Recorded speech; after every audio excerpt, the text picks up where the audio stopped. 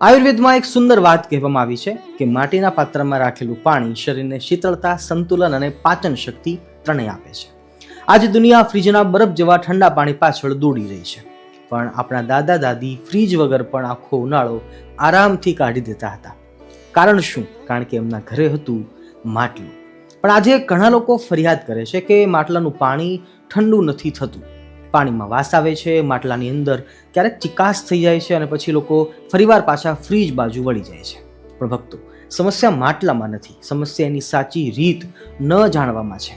આજે આપણે એક એવી દેશી અને આયુર્વેદિક ટિપ્સ જોઈશું જેના પછી તમારું માટલું જૂનું છે છતાં પણ બરફ જેવું ઠંડુ પાણી આપશે. સાથે સાથે બેક્ટેરિયા, દુર્ગંધ, ગરમીથી થતો થાક, એસિડિટી, વારંવાર તરસ લાગવી, આ તમામ સમસ્યાઓ પણ ઓછી થઈ જશે. અને ખાસ વાત કે આગળની 4 મિનિટમાં જ હું તમને સૌથી કામની ટિપ્સ અને ટ્રિક્સ આપી દઈશ, માટે સ્કીપ કરીને ક્યાંય પણ જશો નહીં.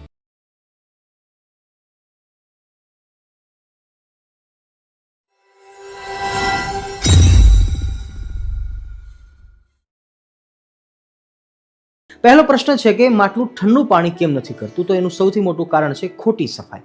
ઘણા લોકો માટલાને સાબુ, ડિટર્જન્ટ કે કેમિકલથી ધોઈ નાખે છે, પણ આયુર્વેદ પ્રમાણે માટીના ઝીણા છિદ્રોમાં જ જો કેમિકલ ભરાઈ જાય તો પાણીની શુદ્ધતા અને ઠંડક બંને ઘટી જાય છે. અને સૌથી વધારે ઘાતક વાત એ છે કે ડિટર્જન્ટ માટલાના છિદ્રોમાં ફસાઈ જાય તો પાણીની અંદર પણ ધીમે ધીમે ડિટર્જન્ટ અને કેમિકલ ભળ્યા કરે, અને જે પાણી પીવાથી આપણા શરીરમાં પણ ડિટર્જન્ટ ઓછા વધતા પ્રમાણમાં તો જરૂર જાય. એટલે મહેરબાની કરીને ડિટર્જન્ટ પાવડર અથવા સાબુ અથવા કેમિકલ દ્વારા માટલું ક્યારેય પણ ન ધોવું જોઈએ. તો હવે પ્રશ્ન થશે કે એના માટે કરીએ શું? એકદમ દેશી રીત અપનાવો. થોડુંક સેંધાળું મીઠું લો, સિંધા નમક અથવા સંચળ પાવડર, 2 કે 3 લીંબુનો રસ એમાં ઉમેરો અને નાળિયેરની છાલ અથવા સ્ક્રબર દ્વારા, કૂચડા દ્વારા હળવા હાથે ઘસો. આનાથી થશે શું? ચિકાશ દૂર થશે, બેક્ટેરિયા મરી જશે અને માટીના છિદ્રો ફરીવાર પાછા ખુલ્લા થઈ જશે. હવે અહીંયા ઘણા લોકોને એમ થશે કે ઘસવાથી તો માટલાની ડિઝાઇન જતી રહેશે અને માટલું ખરાબ લાગશે. તો એમના માટે હું જરૂર એટલું કહીશ કે માટલું રૂપાળું લાગવું એ જરૂરી નથી, પરંતુ પાણી ઠંડુ બનવું એ જરૂરી છે. અને આમ પણ ઉનાળામાં માટલાને સફેદ કાપડથી ઢાંકવાનું જ હોય છે, જેની વાત આપણે આગળ જોઈશું. બના રહેજો વિડીયોમાં. આયુર્વેદમાં લીંબુ અને મીઠું બંનેને કુદરતી શુદ્ધિકારક માનવામાં આવ્યા છે, એટલે આ ઉપાય ખરેખર કારગર સાબિત થાય છે. કોઈ લોકો બેકિંગ સોડા અને વિનેગર નાખીને પણ સાફ કરતા હોય છે, એ રીત પણ બેસ્ટ છે. આ પ્રોસેસ પણ કારગર સાબિત થશે. દુર્ગંધ દૂર કરવાની ખાસ રીત: જો માટલામાંથી વાસ આવે તો એમાં થોડા લીમડાના પાન નાખી અને પાણી ભરી રાખો. લીમડો કુદરતી એન્ટીબેક્ટેરિયલ છે. જૂના સમયમાં ગામડાના લોકો પાણી શુદ્ધ કરવા માટે લીમડો અથવા કપૂર આ બંનેનો ઉપયોગ કરતા હતા. ઓરિજિનલ ભીમસેની કપૂર પણ એન્ટીબેક્ટેરિયલ હોય છે અને માટે જ આપણા પૂર્વજો આરતી સમયે પણ કપૂર સળગાવતા અને કપૂરની સુગંધથી હવાના ખરાબ બેક્ટેરિયા પણ દૂર થઈ જતા. એવી જ રીતે માટલાની અંદર પણ કપૂર નાખવાથી માટલાના અંદરના બેક્ટેરિયા જરૂર ભાગી જાય છે અને કપૂર સ્વાસ્થ્ય માટે હાનિકારક પણ નથી. આ ઉપાય પણ કરી શકાય છે. બાકી કડવો લીમડો એ તો સૌથી સરળ ઉપાય છે જ. કદાચ કોઈને કડવા લીમડાની ગંધ ના ગમે તો કપૂરથી કામ જરૂર ચાલી જાય છે. નંબર 3, જૂના માટલાને નવા જેવું ઠંડુ બનાવવાની ગુપ્ત રીત. હવે સૌથી કામની વાત છે કે માટલું પાણી ઠંડુ કેમ કરે છે? એના પાછળ શું સાયન્સ કામ કરે છે? કારણ કે માટીમાં હજારો ઝીણા છિદ્રો હોય છે, એમાંથી ધીમે ધીમે પાણી બહાર આવે છે અને હવામાં બાષ્પીભવન થાય છે. આ પ્રક્રિયા કુદરતી રીતે પાણી ઠંડુ કરે છે, પણ સમય જતાં જતાં ધૂળ, ક્ષાર અને પાણીની ગંદકી આ તમામ છિદ્રોને બંધ કરી દે છે. અને પછી લોકો કહે છે કે માટલું ખરાબ થઈ ગયું. પણ ભક્તો, માટલું ખરાબ નથી થતું, બસ એના છિદ્રો બંધ થઈ જાય છે. અને એના માટે દેશી સોલ્યુશન છે કે એક સેન્ડ પેપર લો અને માટલાની બહારની સપાટીને હળવે ઘસો. જો સેન્ડ પેપર નથી તો વાસણ ધોવાનો તારનો કૂચડો હોય એ પણ ચાલે છે, હળવા હાથે એમને ઘસી શકાય છે અને એ પણ સેન્ડ પેપર જેવું જ કામ આપે છે. મૂળ તો માટલાની ઉપરની સતહ ઉપર ભેજ દ્વારા જે કચરો જમા થયો હોય એને કાઢવાનો છે અને જે ધીમે ધીમે ઘસવાથી એ દૂર થઈ જશે અને ફરીવાર તમામ માટલાના છિદ્રો ખુલી જશે. અને વિશ્વાસ રાખજો કે જૂનું માટલું પણ નવા જેવું જ ઠંડુ પાણી તમને આપશે. બીજી ખાસ ટીપ છે કે સફાઈ કર્યા પછી માટલાને 1 કે 2 કલાક સુધી તડકામાં ઊંધું મૂકી દો. સૂર્યપ્રકાશ કુદરતી રીતે ડિસઇન્ફેક્ટન્ટ છે. આયુર્વેદમાં સૂર્યને જીવાણુ નાશક માનવામાં આવ્યો છે. હવે નંબર 4 પર છે પાણીને ફ્રીજ કરતાં પણ વધારે કુદરતી ઠંડુ રાખવાની રીતો. હવે જોઈએ એવી રીતો જે તમારા માટલાના પાણીને વધુ ઠંડુ રાખશે. નંબર 1, ભીનું સુતરાઉ કપડું. માટલાની આસપાસ ભીનું કોટન કપડું વીંટાળો અને થોડા સમયે પાણી છાંટતા રહો. જેમ જેમ પાણી સુકાશે એમ માટલું વધુ ઠંડુ થશે. ઉનાળામાં આ રીતે ભીનું કોટન માટલા ઉપર વીંટાળી દેવાથી ખરેખર પાણી ખૂબ જ ઠંડુ બને છે, જે તમે લોકોએ પણ અનુભવ્યું હશે. અને હા, એ વીંટાળેલું કપડું પણ અમુક સમયે જરૂરથી ધોઈ નાખો, નહીતર ક્યારેક બહારનું કપડું જ વધારે દુર્ગંધ ફેલાવતું હોય છે અને પછી આપણે વાંક કાઢીએ છીએ માટલામાં. નંબર 2, રેતી અથવા માટીનું દેશી કુલર.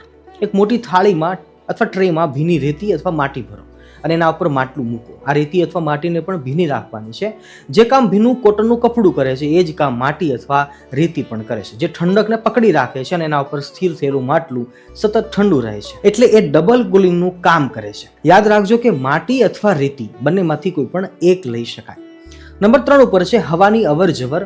માટલાને હંમેશા બારી પાસે કે હવાની અવર જવરની જગ્યાએ રાખો. જેટલી વધુ હવા લાગશે એટલી વધુ ઠંડક મળશે. અને એક સૌથી મોટી ભૂલ ક્યારેય ન કરશો કે માટલાને કોઈ પણ ખૂણામાં રાખી દઈએ કે જ્યાં પંખાનો પવન પણ ન લાગે, અમસ્તો પવન પણ ના પહોંચતો હોય. આવી મોટી ભૂલ કરીને પછી આપણે વાંક કાઢીએ માટલાનો કે પાણી ઠંડુ થતું નથી, તો એ તો કેમ ચાલે. અહીંયા એક મહત્વની વાત એ પણ છે, જો આપણા ઘરમાં કોઈ પણ રૂમની અંદર એસી નાખેલું હોય, હાલના સમયમાં લગભગ બધાના ઘરે એસી હોય છે, જો એસી વાળો રૂમ છે તો એસી વાળા રૂમની અંદર પણ માટલું આપણે રાખી શકીએ. એના પર કોટનનું કપડું જો બાંધી દઈએ તો એસીનો જે ઠંડો પવન આવે છે એના દ્વારા માટલાનું પાણી પણ કુદરતી રીતે ઠંડુ થશે. આપણે ફ્રીજમાં મૂક્યું ન ગણી શકાય. એ માટલાનું પાણી છે ભલે એસીના પવનથી ઠંડુ થતું હોય, પણ એ વાતાવરણની અંદર રહેલી જે ઠંડક છે એને પકડી અને માટલાનું પાણી ઠંડુ થાય છે, જે પણ નેચરલી ઠંડુ જ ગણી શકાય. એટલે એ પીવામાં પણ કોઈ બાદ નથી. હવે છેલ્લે આપણે એ સમજીએ કે આ બાબતમાં આયુર્વેદ શું કહે છે, ફ્રીજનું પાણી કે માટલાનું પાણી. આયુર્વેદ પ્રમાણે અતિશય ઠંડુ પાણી જઠરાગ્નિને ધીમું કરે છે, એટલે કે પાચન શક્તિ નબળી પડે છે. ફ્રીજનું ઠંડુ પાણી વધારે પીવાથી ગળાની સમસ્યા, એસિડિટી, અપચો, વારંવાર થાક લાગવો, પાચનની તકલીફ થવી. જ્યારે માટલાનું પાણી કુદરતી રીતે ઠંડુ હોય છે, અમૃત જેવું હોય છે, શરીરના તાપમાન સાથે સંતુલિત રહે છે અને ધીમે ધીમે શરીરને શીતળતા આપે છે. એટલે જ આપણા ઋષિમુનિઓએ માટીના પાત્રોને સર્વશ્રેષ્ઠ પાત્રો માન્યા હતા. તમે અહીંયા સુધી વિડીયો જોયો છે તો એક ખાસ આયુર્વેદિક ટિપ્સ તમને આપું છું કે માટલાના પાણીમાં તમે ઈચ્છો તો થોડીક ગુલાબની પાંખડીઓ, ફુદીનો અથવા તુલસી પણ ઉમેરી શકો. પરંતુ આ ત્રણેય વસ્તુ સવારે નાખીએ તો સાંજ સુધી રાખવાનું અને બીજે દિવસે એને બદલી નાખવાનું. આ ત્રણેય વસ્તુ શરીરને અંદરથી ઠંડક આપવાનું કામ કરે છે અને પાણીમાં સુગંધ લાવે છે અને ગરમીથી થતો થાક છે એને પણ ખરેખર ઓછો કરે છે. ભક્તો, ક્યારેક આપણું જૂનું જ જ્ઞાન સૌથી આધુનિક સોલ્યુશન બની જતું હોય છે.